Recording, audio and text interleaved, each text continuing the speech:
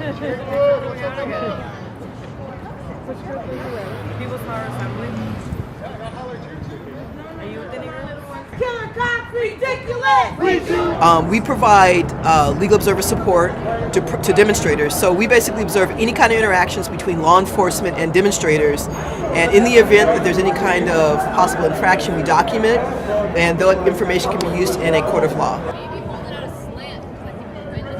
You know, this past year, because there have been so many protests, specifically around Black Lives Matter, I was probably out almost for every protest. We declare this a no-cop zone! We are here tonight to honor the life of Tamir Rice, a 12-year-old man that was killed by two officers in Cleveland, Ohio. He was playing on the playground with a toy gun.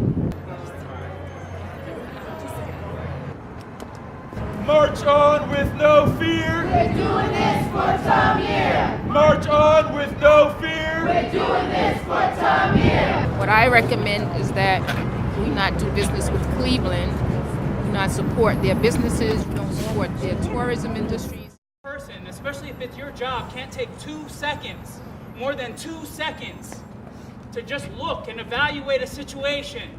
March on with no fear! We're doing this for Tamir!